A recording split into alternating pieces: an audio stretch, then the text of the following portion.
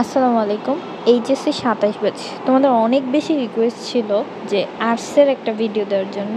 সবসময় কমার্স নিয়ে ভিডিও দেন আপু, আর্টস নিয়ে ভিডিও দেন না। আজকে তোমাদের আর্টসের যারা মানবিক বিভাগের যারা আছো তাদের জন্য ভিডিওটা, এবং ভিডিওর যে মূল বিষয়গুলো এখানে কিন্তু তোমাদের লিখে দেওয়া আছে, এখানে তোমরা দেখতে পাচ্ছ। তো এই প্রত্যেকটা জিনিস নিয়ে আমরা কথা বলবো। তো চলো ভিডিওটা শুরু করি। নর্মালি আমাদের যে মানবিক বিভাগটা থাকে এটার মধ্যে সাধারণত যে বিষয়গুলো থাকে সেগুলো কি কি একটু দেখো। এখানে ইতিহাস থাকে, তারপর ইসলামের ইতিহাস ও সংস্কৃতি, তারপর পৌরনীতি ও সুশাসন, তারপর অর্থনীতি, সমাজবিজ্ঞান, সমাজকর্ম, ভূগোল, যুক্তিবিদ্যা, ইসলাম শিক্ষা, মনোবিজ্ঞান, পরিসংখ্যান। এখন এই সবগুলো বিষয় তোমার নাও থাকতে পারে, এখান থেকে ৫-৬টা জাস্ট তোমার আছে, বা ৩-৪টা তোমার আছে, এরকম হতে পারে। তো আমি সবগুলো বিষয় নিয়েই কথা বলবো, ঠিক আছে? এখন যার যেটা আছে তুমি সেটা অনুযায়ী পড়লেই হবে। যেমন তুমি যদি তোমার নর্মালি একটা কলেজ, সব কলেজে সেম না হতে পারে, সবার এইটা নাও মিলতে পারে। তো আমি জাস্ট একটা নর্মাল তোমাকে হিসাব দিচ্ছি যে তোমার মূল বিষয়গুলো কিভাবে থাকতে পারে। ধরো তোমার এখানে থাকবে হচ্ছে ইতিহাস, ধরো তোমার আছে রাষ্ট্রবিজ্ঞান, আছে সমাজকর্ম বা সমাজবিজ্ঞান একটা আছে, তারপরে গিয়ে তোমার আছে হচ্ছে ইসলাম শিক্ষা বা যুক্তিবিদ্যা। অর্থাৎ 4টা তোমার কি আছে, গ্রুপ সাবজেক্ট আছে, 4টা তোমার গ্রুপ সাবজেক্ট আছে।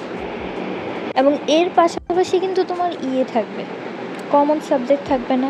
এই যে বাংলা, ইংরেজি, এটা হচ্ছে কমন সাবজেক্ট, অ্যান্ড আইসিটি তো বাধ্যতামূলক, এটা সকল গ্রুপের থাকবে।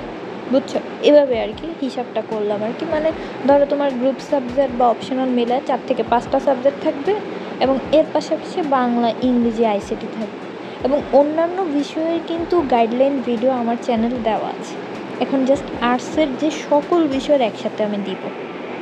মনে রাখতে হবে আমাদের ইন্টার লাইফে আমরা যত বেশি আমাদের মূল বইয়ের উপর ফোকাস করব, মেইন বইয়ের উপর, সেক্ষেত্রে সেটা আমাদের জন্য খুব বেশি এফেক্টিভ হবে। তো দেখো তোমরা কিভাবে প্রস্তুতি শুরু করবে সেই বিষয়টা নিয়ে কথা বলবো। ফার্স্ট অফ অল তো বললামই যে পাঠ্য বইকে খুব বেশি প্রাধান্য দিতে হবে, খুব বেশি প্রায়োরিটি দিতে হবে। দেন আমাদের 2 নম্বরে কী করতে হবে, প্রত্যেকটা বিষয়ের নোট তৈরি করতে হবে। প্রত্যেকটা বিষয় বলতে কি, যে বিষয়গুলো গুরুত্বপূর্ণ সেগুলোরই নোট তৈরি করতে হবে। যেমন গুরুত্বপূর্ণ বলতে যদি বলি, যুক্তিবিদ্যা তোমাদের এটা গুরুত্বপূর্ণ, ইসলাম শিক্ষা এটা কি এত গুরুত্বপূর্ণ, এটার কি নোট লাগবে তোমার? এটা তোমার প্রাত্যহিক জীবনে তুমি দেখতে পাচ্ছ ইসলাম শিক্ষার ব্যবহার। তো ওইটা যেটা তোমার জাস্ট গুরুত্বপূর্ণ সেটারই তুমি জাস্ট নোট করবা, ঠিক আছে? মানে যেটা তোমার দরকার, তোমার দরকারটা একমাত্র তুমিই বুঝো, জাস্ট ওইটার নোটটা করলেই হবে। তারপরে হচ্ছে মাস অনুযায়ী একটা লক্ষ্য সেট করতে হবে। মানবিক বিভাগের জন্য এই কথাটা খুবই গুরুত্বপূর্ণ যে একটা মাস অনুযায়ী তোমাকে লক্ষ্য সেট করতে হবে। যেমনটা কি, ধরো তুমি একটা নিলা, চ্যালেঞ্জ নিলা যে আমি 2 মাসের মধ্যে যুক্তিবিদ্যা প্রথম পত্র বইটা একদম শেষ করে ফেলবো। তো এরকমভাবে তোমাকে প্রত্যেকটা সাবজেক্ট, মানবিকের যারা আছো প্রত্যেকটা সাবজেক্ট, তোমাদের গ্রুপ সাবজেক্ট শেষ করার জন্য এরকমভাবে টার্গেট নিতে হবে। তুমি যদি মনে করো আমার কলেজে এই অধ্যায় পড়াই নাই, এখন অর্ধবার্ষিকে এই অধ্যায় পড়াচ্ছে না, আমি এটা পড়বো না, আমি এটা পরে তারা যখন সিলেবাস দিবে তখন পড়বো, তাহলে এটা হচ্ছে তোমার বোকামি। তুমি কি করবা, তোমার কলেজ থেকে হাফ ইয়ারলি যে সিলেবাসটা দিচ্ছে ওইটা তাড়াতাড়ি শেষ করে ফেলবা। তারপরে যতটুকু সময় বাকি অতটুকু সময় তুমি চেষ্টা করবা যে ফার্স্ট ইয়ারে থাকতেই যাতে তোমার প্রথম পত্র বইগুলো শেষ হয়ে যায়। বুঝছো? সেকেন্ড ইয়ারে গিয়ে দ্বিতীয় পত্র বই, ঠিক আছে? কারণ তোমাদের সেকেন্ড ইয়ারে প্রি টেস্টের আগেই তোমাদের বই শেষ করতে হবে, 2টা পত্রই শেষ করতে হবে। এই জন্য মানবিক বিভাগের যারা আছো একটা মাস অনুযায়ী টার্গেট করবা যে আমি এই মাস থেকে এই মাসের মধ্যে আমি এই বইটা শেষ করে ফেলবো, এরকমভাবে। আশা করি ক্লিয়ার। তারপর দেখো লাস্ট, বুট প্রশ্ন ও মডেল টেস্ট অনুশীলন করতে হবে। এই যে বিভিন্ন সাবজেক্ট পড়তেছো, বিভিন্ন অধ্যায় পড়তেছো, ওইখানে বুট কোশ্চেনগুলো থাকে না, ওইগুলো কিন্তু তোমাকে প্র্যাকটিস করতে হবে। এবং তোমাদের বইয়ের একদম লাস্টে দিয়ে মডেল টেস্টগুলো থাকে, বিভিন্ন বুট কোশ্চেনগুলো থাকে যেগুলো উত্তর বিস্তারিত দেওয়া থাকে না। তো এগুলো থেকে তুমি মডেল টেস্ট এক্সাম ঘরে বসে দিতে পারো, অথবা বাইরে যদি কোথাও প্রাইভেট পড়ো সেখানে কিন্তু তোমাদের মডেল টেস্ট নেওয়া ঠিক আছে? তো এরকমভাবে বোর্ড কোশ্চেন আর মডেল টেস্ট অনুশীলন করতে হবে। ওকে, ক্লিয়ার? কীভাবে প্রস্তুতি শুরু করবে সেটা বলে দিলাম। এবার আসো কথা বলবো আমরা পড়াশোনার মূল প্ল্যানটা নিয়ে। পড়াশোনার যে আমাদের মূল প্ল্যানটা, এটা কীরকম হবে দেখো। এখানে আমাদের 1 নম্বরে কী করতে হবে, পুরো সিলেবাস কিন্তু আমাদের শেষ করতে হবে।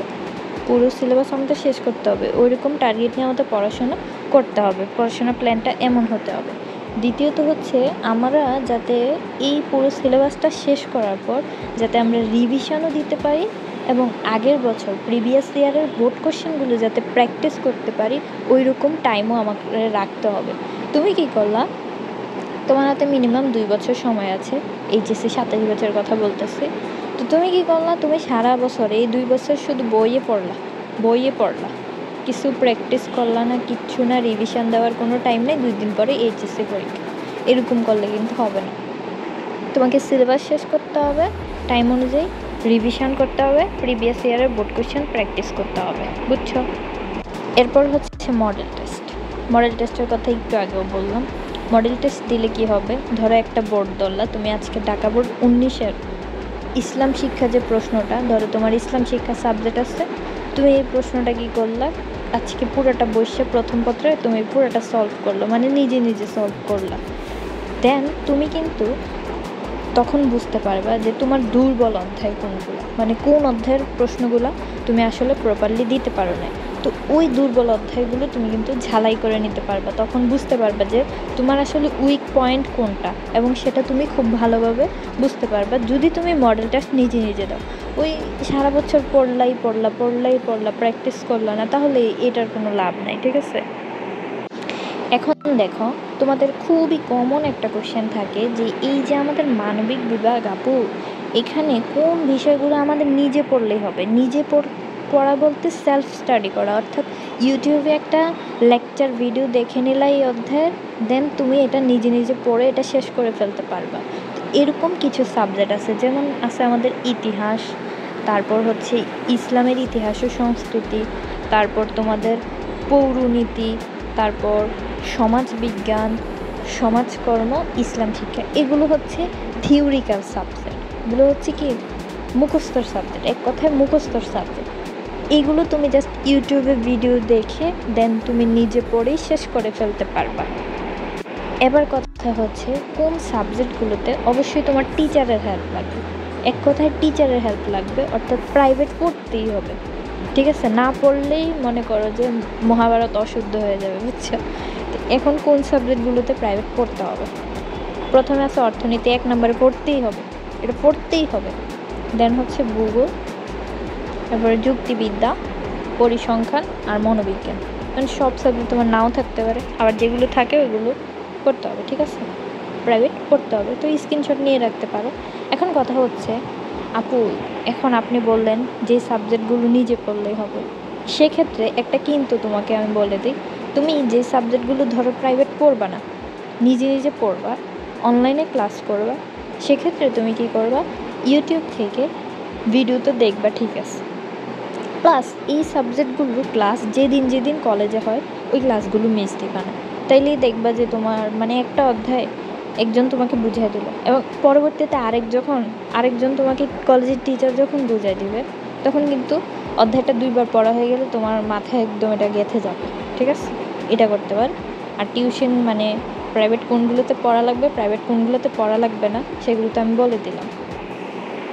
আর তোমরা জেনে খুশি হবা যে এই ভিডিওটাতে আমি কিন্তু তোমাদের জন্য, এই ভিডিওটার জন্য আমি একটা পিডিএফ তোমাদেরকে দিয়ে দিব, যে কোন বিষয়টা কিভাবে পড়তে হবে। সব বিষয় নিয়ে যদি আমি আলোচনা করি, যতগুলো বিষয় আমি প্রথমেই বললাম মানবিক বিভাগে যে বিষয়গুলো থাকে, আমার ভিডিও একদম 1 ঘন্টা চলে যাবে, তো আমি এটা চাই না। তো তোমাদেরকে পিডিএফ দিয়ে দিব যে কোন সাবজেক্ট কীভাবে পড়তে হবে, ওইটা দেখে তোমরা জাস্ট জেনে নিতে পারবে যে কোন সাবজেক্ট কীভাবে পড়লে ভালো হয়। তবুও আমি ইতিহাস কীভাবে পড়তে হবে এটা একটু বলে দিই। তোমরা ওইগুলো সহজ ভাষায় লেখা আছে, ঠিক আছে? তোমরা পিডিএফটা আমি ডেসক্রিপশান বক্সে অথবা কমেন্ট বক্সে দিয়ে দেবো, তোমরা ওইখান থেকে দেখে নেবা, ঠিক আছে? তো এখন দেখো ইতিহাসটা কীভাবে পড়তে হবে। দেখো ইতিহাসের মূল লক্ষ্যটা কী, তোমাকে এখানে কী কী পড়তে হবে। ইতিহাসে অবশ্যই সময় রেখাগুলো, এই যে বিভিন্ন সময়কালগুলো, তারপর বিভিন্ন ঘটনা, ঠিক না? এই সময়কালগুলো আর বিভিন্ন ঘটনাগুলো কোন সময় কোন ঘটনা ঘটছে, দ্যাটস ইট। এই দেখো এখানে লিখে দিয়েছি যে প্রতিটি অধ্যায়ের গুরুত্বপূর্ণ সাল ও ঘটনাগুলো আলাদা করে নোট লিখতে হবে। যদি তুমি মুখস্থ করে রাখতে পারো, বইয়ে দাগিয়ে পড়তে পারো, তাহলে নোট খাতায় করার দরকার নাই। যদি তোমার প্রয়োজন হয় তাহলে তুমি এগুলো নোট করে রাখতে পারো। তো অবশ্যই বই কী করবে, হাইলাইটার দিয়ে দাগায় রাখবা যে কোন সালে কোন ঘটনাগুলো ঘটছে, ঠিক আছে? দেন হচ্ছে আমাদের গল্পের মতো করে এগুলো পড়লে আমাদের এটা মনে থাকবে বেশি। এগুলো গল্পের মতো করে পড়লে এগুলো আমাদের মনে থাকবে বেশি। দেন হচ্ছে 3 নম্বরে প্রতিদিন অল্প অল্প করে মুখস্থ করার চেষ্টা করতে হবে এবং বুঝে পড়তে হবে। 4 নম্বরে আমি বললাম যে মাসে একবার পুরনো যেই অধ্যায়গুলো এগুলো রিভিশন করতে হবে। ধরো এই মাসটাতে তুমি মোট 4টা অধ্যায় পড়লে, এই 4টা অধ্যায় কী করবা, মাস শেষে এগুলো রিভাইজ করবা। তাহলে দেখবে তোমার এটা কিন্তু মেমোরিতে এটা খুব স্থায়ী হবে, ঠিক আছে? এরকমভাবে আমি সবগুলো বিষয়ের জন্যই টিপস দিয়ে দিয়েছি, ছোট ছোট টিপস। ওইটার পিডিএফটা তো আমি বললাম দিয়ে দেব। এবার তোমাদের কিছু কমন কোশ্চেন নিয়ে কথা বলবো, যেগুলো তুমি স্টুডেন্ট হিসেবে তোমার এই কোশ্চেনগুলো মাথায় থাকতেই পারে। তো এই কোশ্চেনগুলোর উত্তর সহ আমি তোমাকে বলে দিচ্ছি। দেখো আপুরা, তোমাদের জন্য কতগুলা কমন কোশ্চেন নিয়ে আসছি। এই ভিডিওটা দেখার পর বা হিউম্যানিটিজের স্টুডেন্ট হওয়ার পর তোমাদের এই কোশ্চেনগুলো থাকতে পারে, এই জন্যই তোমাদের জন্য এতগুলো কোশ্চেন নিয়ে আসলাম। চলো আমরা সবগুলো জেনে নিই। প্রথমে তোমার কোশ্চেন আসতে পারে যে প্রতিদিন কয় ঘন্টা পড়বো আপু, প্রতিদিন কয় ঘন্টা পড়বো? অ্যাটলিস্ট তোমাকে 5 থেকে 6 ঘন্টা প্রতিদিন পড়তেই হবে। এটা তুমি যেই বিভাগের হও, অ্যাটলিস্ট 5 থেকে 6 ঘন্টা পড়তে হবে। এর চেয়ে বাড়ায় পড়তে পারলে তোমার জন্য ভালো, কিন্তু এর চেয়ে কমায় পড়লে কিন্তু আবার শেষ, তুমি ধ্বংস। এখন তোমাদের কোশ্চেন থাকতে পারে যে আপু সব সাবজেক্ট একসাথে পড়বো নাকি ভাগ করে পড়বো? কারণ সব সাবজেক্ট একসাথে পড়তে হবে না, 2 ভাগে পড়বা। ধরো একদিন তুমি মুখস্থের বিষয়গুলো পড়লা, যেমন ইতিহাস, ইসলাম শিক্ষা এগুলা, তারপর পৌরনীতি। আবার একদিন তুমি বিশ্লেষণমূলকগুলো পড়লা, যেমন অর্থনীতি, আমাদের যুক্তিবিদ্যা এগুলো। ওকে, তারপর দেখো রিভিশন কখন শুরু করবে। একটু আগেও বললাম যে তুমি এই মাসে 1 মাসে কী করলা, 4টা অধ্যায় শেষ করলা। এখন এই 4টা অধ্যায় মাস শেষে তুমি রিভাইজ করবে, এভাবে পড়বা, ঠিক আছে? অথবা 15 দিনে তুমি কী করলা, যতগুলা এই 15 দিনের মধ্যে যতগুলা পড়লা এগুলো তুমি রিভাইজ করলা। দেন হচ্ছে আমাদের নোট কিভাবে বানাবো। তোমার যেই বিষয়গুলো নোট দরকার সেগুলো তুমি বুঝতে পারবা। সেগুলো বোঝার পর নোট যখন তৈরি করবা, ধরো তুমি একটা অধ্যায় বোঝো না, এই অধ্যায়ের জাস্ট মূল জিনিসটা লিখে রাখবা। মানে এই অধ্যায়ের এই পয়েন্টটা তুমি বোঝো না, এই পয়েন্টের মূল জিনিসটা জাস্ট তুমি খাতায় উঠায় রাখবা, তাইলেই হবে। তারপর হচ্ছে 1 বছরেই কি সিলেবাস শেষ করা যাবে? অবশ্যই যাবে। তোমাদের যারা বড় সিনিয়র তারা কিন্তু 1 বছরে সিলেবাস শেষ করে আসছে না। এখন তুমি বলতে পারো আপু 19-এর পরে তো সব তো শর্ট সিলেবাসে হয়েছে, এখন হয়ে গেছে, এখন কিছু করার নাই। এখন তোমাকে তো ফুল সিলেবাসের প্রিপারেশান নিতে হবে। তোমার হচ্ছে 26, তুমি হচ্ছে 27 ব্যাচ, তোমার ফুল সিলেবাসের প্রিপারেশান নিতেই হবে। তো হাঁসে পারে মুরগি পারে, তুমি কেন পারবা না, বুঝছো? তোমাকেও পারতে হবে, 1 বছরের মধ্যে সিলেবাস শেষ করতে হবে। তুমি টার্গেট নিয়ে পড়তে হবে যে আমি এইটুকু টাইমে এতগুলো আমি শেষ করবো, তাহলেই কিন্তু তুমি শেষ করতে পারবে। বিষয়ের মধ্যে কোনটা আগে শুরু করবে? এখন তুমি চাইলে মুখস্থের বিষয়গুলো আগে শুরু করতে পারো, এগুলো দিয়ে তুমি তোমার পড়ালেখা শুরু করতে পারো এইচএসসি, অথবা তুমি বিশ্লেষণমূলকগুলো দিয়েও শুরু করতে পারো, তোমার ইচ্ছা। এবার আসে আমাদের প্রশ্ন যে পড়ায় মন বসে না, কি করব? এই যে তোমার পড়ায় মন বসতেছে না, এর মূল কারণ কি তুমি একটু আমাকে বলো তো। এটার মূল কারণটা হচ্ছে এই যে তুমি আমার ভিডিওটা দেখতেছো না, ভিডিওটা দেখার জন্য তুমি যে ডিভাইসটা ইউজ করতেছো ওইটাই মূল কারণ, ঠিক আছে? ওইটার কারণে আমরা কি করতে পারছি না, কোনো জিনিসে মনোযোগ দিতে পারতেছি। এখন এটার সলিউশনটা কি? এটার সলিউশন, একমাত্র সলিউশন হচ্ছে, ধরো তুমি আজকে টার্গেট নিলা যে আমি 30 মিনিট পড়বো, 30 মিনিট পর পরে তুমি কি করলা, 5 মিনিট করে ব্রেক নিলা, যে 30 মিনিট পরে আমি একটু 5 মিনিট রেস্ট নিব, ঠিক আছে? রেস্ট ভালো কথা, রেস্ট নিবা ভালো কথা, কিন্তু তুমি যদি এমন করো 5 মিনিটের যে রেস্টটা নিতে গেছো ওই সময়ে একটা মোবাইল নিয়ে বসে পড়েছো, রেস্ট নিবা, মোবাইল দেখতে দেখতে রেস্ট নিবা, তো সেক্ষেত্রে 5-এর সাথে একটা শূন্য অ্যাড হয়ে যাবে, তার মানে সেটা 5 মিনিটের জায়গায় 50 মিনিট হয়ে যাবে। তার মানে এটা করা যাবে না। অবশ্যই আমাদেরকে 30 মিনিট পরে পরে অথবা 1 ঘন্টা পরে পরে 5 মিনিট রেস্ট নিতে হবে। ওই 5 মিনিটে যাতে আমাদের হাতে কোনো ডিভাইস না থাকে, তাইলে কিন্তু আমাদের পড়ায় মনোযোগ আসবে, নাহলে পড়ায় মনোযোগ আসবে না, বুঝছো? এই ভিডিওর লাস্ট কোশ্চেন হচ্ছে, অনেকে বলে মানবিক বিভাগে ভালো রেজাল্ট করা যায় না, এটা কতটুকু সত্য? এটা একদমই মিথ্যা। কেন? কারণ আমরা যখন বিশ্ববিদ্যালয় পর্যায়ে চিন্তাভাবনা করি, বিশ্ববিদ্যালয় পর্যায়ে দেখি, তখন মানবিক বিভাগের স্থানটা একদম প্রথম সারিতে থাকে। এবং দেখবা বেশিরভাগ স্টুডেন্ট কী করে জানো, 9-10-এ সায়েন্সে থাকে, তারপরে কি করে সায়েন্স আর সামাল দিতে পারে না, ঠিক আছে? তখন তারা কী করে কমার্স বা আর্টসে যায়, বেশিরভাগ ক্ষেত্রে তারা আর্টসে যায়, কারণ কমার্সে কিন্তু অঙ্ক থাকে, ঠিক আছে? তো অঙ্ক তো সবাই ভয় পায়, তো তারা কী করে আর্টসে চলে যায়। সেক্ষেত্রে তুমি যদি চিন্তা করো যে সায়েন্স আর আর্টসের স্টুডেন্ট কিন্তু বাংলাদেশে সবচেয়ে বেশি, আর বাংলাদেশে কমার্সের স্টুডেন্ট সবচেয়ে কম। আর্টসের স্টুডেন্ট মনে করো যে সায়েন্স আর্টস একদম কাছাকাছি স্টুডেন্ট থাকে, বুঝছো?